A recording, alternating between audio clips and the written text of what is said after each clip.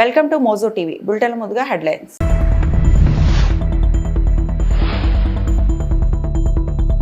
ఎన్ని ఆటంకాలు ఎదురైనా ఉపాధ్యాయ ఉద్యోగాలు భర్తీ చేస్తాం మంత్రి అనిత.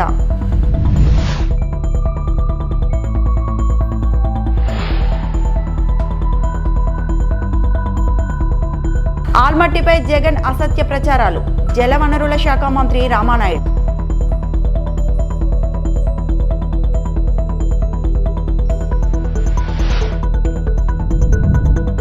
శ్రీకాకుళం జిల్లాలో భారీ వర్షాలు, వంశధారకు పెరుగుతున్న వరద.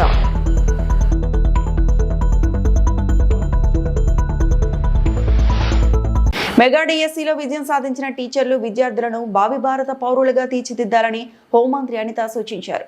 9 సార్లు డిఎస్సి నోటిఫికేషన్ ఇచ్చి అనేక మందిని టీచర్లుగా చేసిన ఘనత సీఎం చంద్రబాబుకే దక్కుతుందన్నారు. అనకాపల్లి జిల్లా నక్కపల్లిలో డిఎస్సి విజేతలకు సన్మానం కార్యక్రమం నిర్వహించారు. ఈ కార్యక్రమంలో పాల్గొన్న అనిత 170 మందికి శాలువా కప్పి సత్కరించారు.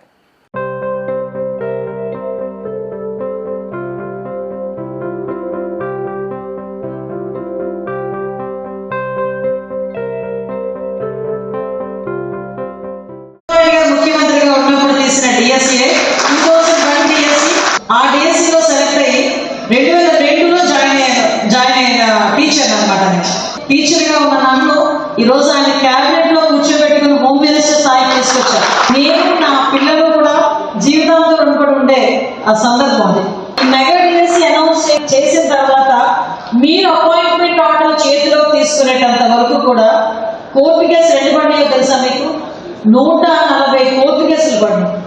ఆ రోజు మొదలుకొని మొన్న మీ అందరినీ పిలిచి అపాయింట్మెంట్ ఆర్డర్ చేతిలో పెట్టినంత వరకు నిజంగా ఒక తపస్సే చేశారు లోకేష్ గారు. ఇక్కడ నుంచి మీ లైఫ్ ఇంకోటి. ఎందుకంటే ఇప్పటి వరకు మీరు స్టూడెంట్స్, ఇప్పుడు మీరు భారత పౌరులను తీర్చిదిద్దే ఒక టీచర్స్. అక్కడికి వెళ్ళిన తర్వాత మీ బాధ్యత ఒక పిల్లోడున్నా 100 పిల్లోడున్నా ఆ పిల్లల భవిష్యత్తు మీ బాధ్యత. సాగునీటి రంగాన్ని 5 ఏళ్లు నిర్వీర్యం చేసిన జగన్ ఆల్మట్టిపై అబద్ధాలు ప్రచారం చేస్తున్నారని జలవనరుల శాఖ మంత్రి రామానాయుడు మండిపడ్డారు. డాక్టర్ బిఆర్ అంబేద్కర్ కోనసీమ జిల్లా రాజుల నియోజకవర్గంలో పర్యటించిన ఆయన సముద్రపు అలలతో ముంపునకు గురవుతున్న కేశవదాసుపాలెం, శంకరగుప్తం, పడమటిపాలెం, కేశనపల్లి, తూర్పుపాలెం గ్రామాలను సందర్శించారు.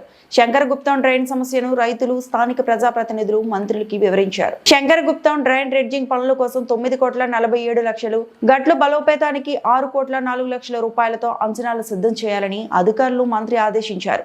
24,75,00,000తో వశిష్ట గోదావరి ఏటిగట్టు పటిష్ట నిర్మాణ పనులకు శంకుస్థాపన చేశారు. వైసీపీ పాలనలో ఏటిగట్ల భద్రతకు ₹1 కూడా ఖర్చు పెట్టలేదన్న నిమ్మల తట్టమట్టి పని చేయలేదని తప్పుపట్టారు.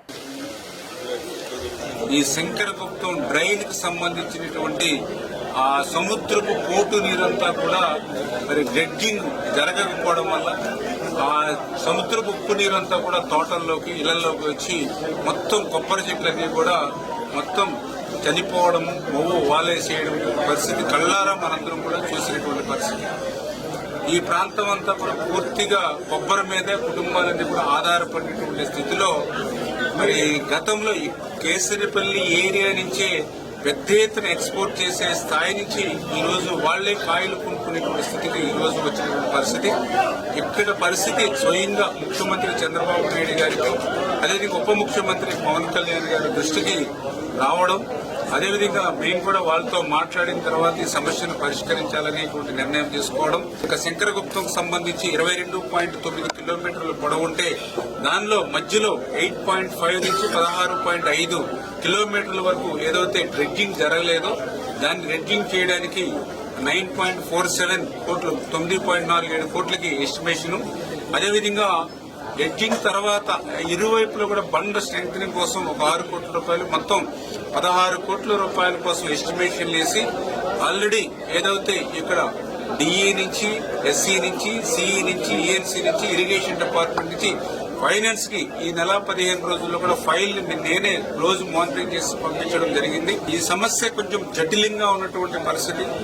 గతంలో కూడా డ్రెడ్జింగ్ కొంత చేశారు, కానీ సమస్య తీరలేదు. అంచేతే మనం సమస్యను పరిష్కారం చేయాలంటే అటువంటి రాష్ట్ర స్థాయి అనుభవం ఉన్నటువంటి ఎవరైతే ఇరిగేషన్ అధికారులు ఉన్నారో వాళ్ళను కూడా ఈ శివారును ఉన్నటువంటి గ్రామానికి కూడా తీసుకొచ్చామని అంటే ఆ రైతుల పట్ల, ఆ ప్రజల పట్ల, వాళ్ళ ఇబ్బందుల కష్టాల పట్ల ఏ రకంగా స్పందిస్తుందో ఇదే ఒక ఉదాహరణ. 16 కోట్ల రూపాయలు ఏదైతే ఇప్పుడు మనం నిధులు మంజూరు చేయడానికి ఫైనాన్స్ పంపించామో ఈ నిధులు సరిపోతాయా లేదంటే ఇంకా అడిషనల్ గా ఏమైనా అవసరం ఉంటుందా అనే దాన్ని కూడా మేము రీఎస్టిమేషన్ కూడా చేసుకుని క్లియర్ కట్ గా వెళ్ళి ఒక యాక్షన్ ప్లాన్ అంటే వచ్చే వర్షాకాలం లోపల ఈ పనులన్నీ కూడా ప్రారంభించి 1 by 1 ఒక్కొక్కటి కూడా ఈ సమస్యను క్లియర్ చేయడానికి ఇరిగేషన్ శాఖ మంత్రిగా నేను గాని, అదేవిధంగా ఈ రాష్ట్ర ముఖ్యమంత్రి చంద్రబాబు నాయుడు గారు, అదేవిధంగా ఉప ముఖ్యమంత్రి పవన్ కళ్యాణ్ గారి యొక్క వాళ్ళు ఇచ్చిన ఆదేశాల ప్రకారం పనిచేస్తామని చెప్పి మీ ద్వారా అందరూ కూడా తెలియజేసుకుంటాం. అల్పపీడన ప్రభావంతో శ్రీకాకుళం జిల్లా పాతపట్నం నియోజకవర్గంలో గురువారం విస్తారంగా వర్షాలు కురిశాయి. హిరమండలం వంశధార గొట్ట బ్యారేజ్ వద్ద వరద నీరు ప్రవాహం పెరిగింది. మెలియాపుట్టి మండలం జాడిపల్లి ప్రాథమిక పాఠశాలలో వర్షపు నీరు చేరింది. పలు గ్రామాల్లో చెరువుల్లో వర్షపు నీరు చేరి గండ్లు పడ్డాయి. మహేంద్ర తనయ నదిలో నీటి ప్రవాహం పెరగడంతో పాతపట్నం కాజ్వేపై నీటి ప్రవాహం పెరిగి రవాణా నిలిచిపోయింది.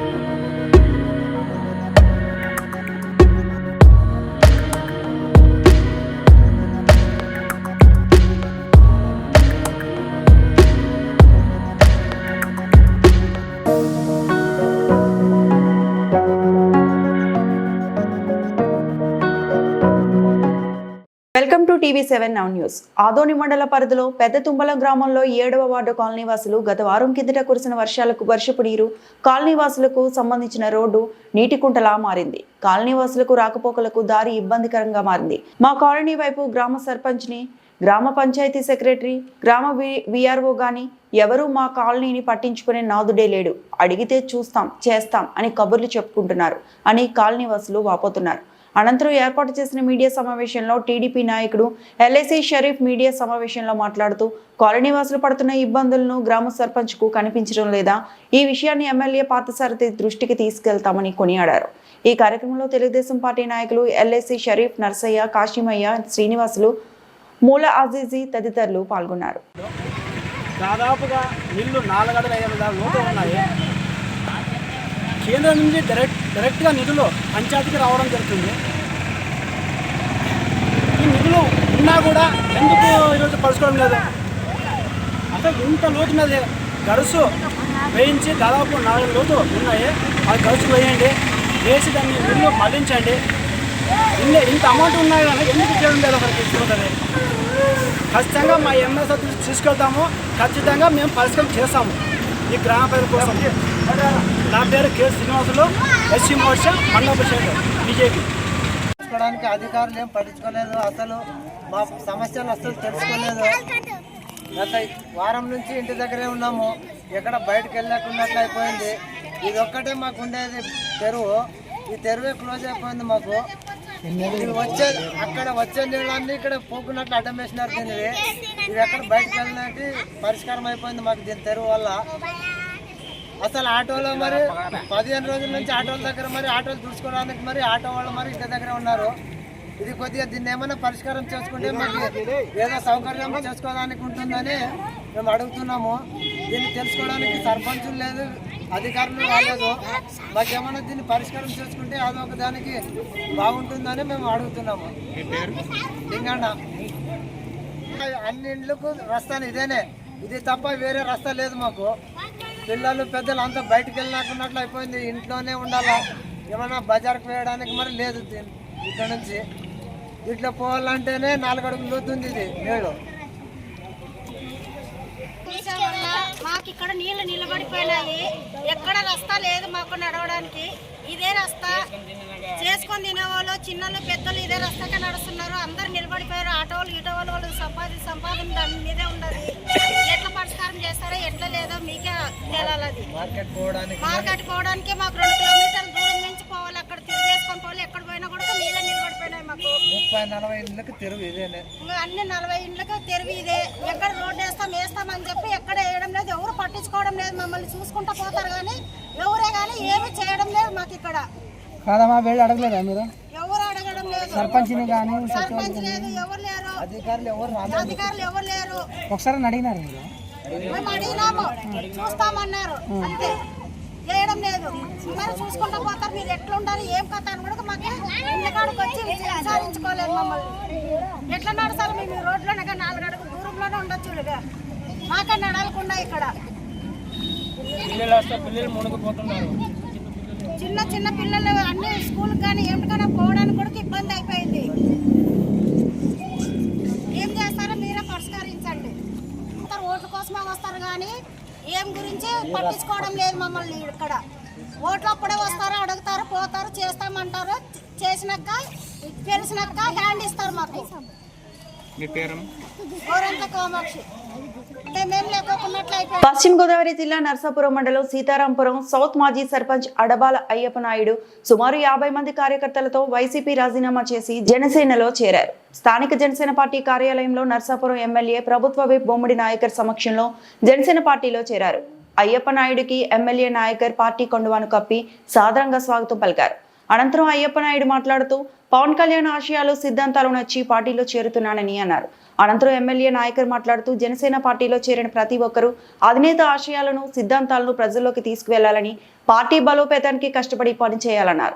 ఈ కార్యక్రమంలో పలువురు జనసేన నాయకులు కార్యకర్తలు పాల్గొన్నారు.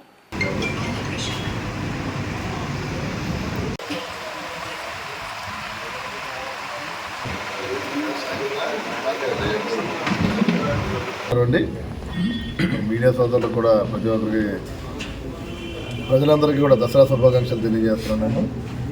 మరి ఈ రోజున సీతారాంపురం సౌత్ ఎక్స్ ప్రెసిడెంట్ మరి అయ్యప్ప నాయుడు గారు మరి జనసేన పార్టీలోకి ఈ రోజున మేము ఆయన జాయిన్ చేసుకోవడం జరిగింది.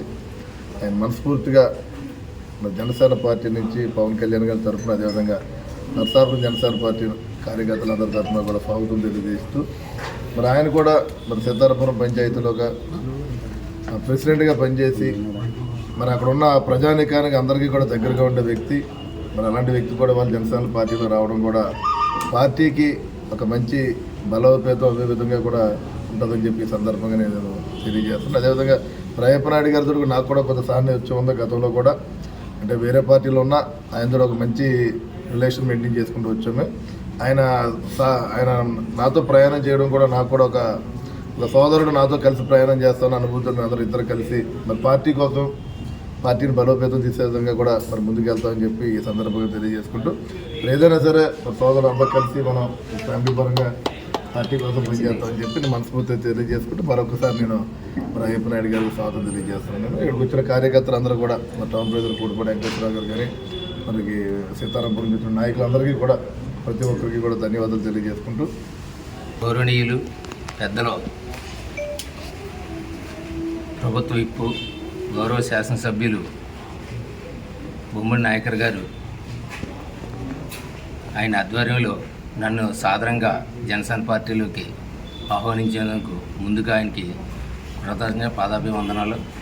అలాగే మరి గతంలో సార్తో ఎమ్మెల్యే గారితో సాన్నిధ్యం ఉంది. ఎందుకంటే ఎంతోమందికి ఆపద టైంలో ఆపద వస్తే ఆయన ఆదుకునే విషయాలన్నీ స్వయంగా ప్రత్యక్షంగా పక్క నుండి చూశాను. ఆయన సిద్ధాంతాలు కానీ, ఆయన సిస్టమ్, ఆయన మనస్తత్వం, ఆయన యొక్క ఈ నియోజకవర్గాన్ని అభివృద్ధి పథంలో నడిపిస్తూ ప్రతి ఒక్కరిని ప్రేమతో పలకరించడం ఇవన్నీ చూసి ఆకర్షితులయ్యి, అలాగే పవన్ కళ్యాణ్ గారి యొక్క ఆశయాలు సిద్ధాంతాలు, ఆయన యొక్క చేసే పనులు, మారుమూలలో ఉన్న వరకు కూడా ఆయన చేసే పనులు అన్నింటికి ఆకర్షితున్నాయి. ఈ రోజు జనసేన పార్టీలో మరి గౌరవ శాసనసభ్యుల ఆధ్వర్యంలో మా సీతారాంపురం యొక్క నాయకుల ఆధ్వర్యంలో జాయిన్ అవ్వడం జరిగింది. కాబట్టి భవిష్యత్తులో కూడా నేను ఏ విధంగా ఆశించకుండా మరి ఆయనకి ఎమ్మెల్యే గారికి పూర్తి సహకారంతో పార్టీ అభివృద్ధికి, పార్టీకి అన్ని విధాలు సహకరిస్తానని కోరుకుంటున్నాను. వెల్కమ్ టు టీవీ7 నౌ న్యూస్. చిత్తూరు జిల్లా వెదురుకుప్పం మండలం దేవలంపేటలో గురువారం అర్ధరాత్రి డాక్టర్ బిఆర్ అంబేద్కర్ విగ్రహానికి నిప్పు పెట్టిన సతీష్ నాయుడిని వెంటనే అరెస్టు చేయాలని దళిత సంఘాలు డిమాండ్ చేశారు. శుక్రవారం దేవలంపేట నడిబొట్టున అంబేద్కర్ విగ్రహం వద్ద దళిత సంఘాలు పెద్ద ఎత్తున చేరుకొని నిరసన తెలియజేస్తూ అంబేద్కర్ విగ్రహానికి అర్ధరాత్రి నిప్పు పెట్టిన సతీష్ నాయుడు, అతని అనుచరులు పయని, తేజ, బుజ్జి, ఉమాపతిలను వెంటనే అరెస్టు చేయాలన్నారు. అరెస్టు చేయని పక్షంలో రాష్ట్ర వ్యాప్తంగా పెద్ద ఎత్తున పోరాటం చేస్తామన్నారు. ఈ సందర్భంగా స్థానిక సర్పంచ్ చొక్కా గోవిందయ్య దళితులు మాట్లాడారు.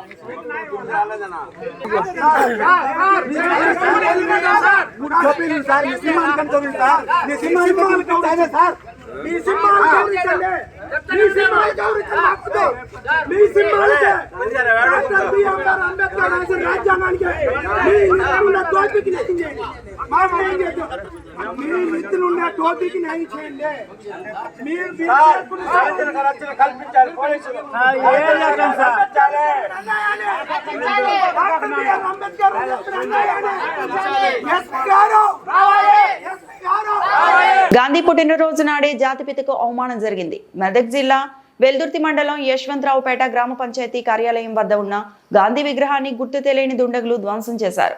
ఉదయం విగ్రహం ధ్వంసం చేసిన విషయాన్ని గుర్తించిన స్థానికులు పోలీసులకు సమాచారం అందించారు. విషయం తెలుసుకున్న పోలీసులు విచారణ చేపట్టారు. అదే చోట సాయంత్రం కొత్త విగ్రహాన్ని ఏర్పాటు చేసి గాంధీ జయంతి వేడుకలు నిర్వహించారు. గాంధీ విగ్రహానికి పూలమాలలు వేసి ఘనంగా నివాళులర్పించారు. గాంధీ విగ్రహం ధ్వంసం చేసిన వారిపై కఠిన చర్యలు తీసుకోవాలని గ్రామస్తులు డిమాండ్ చేస్తున్నారు. అయితే ఒక జాతీయ పార్టీకి చెందిన నాయకులు గాంధీ విగ్రహం ధ్వంసం చేసినట్లు ఆరోపణలు వెలువెత్తుతున్నాయి. పోలీసులు పూర్తి స్థాయిలో విచారణ చేసి బాధ్యులపై చర్యలు తీసుకోవాలని స్థానికులు కోరారు.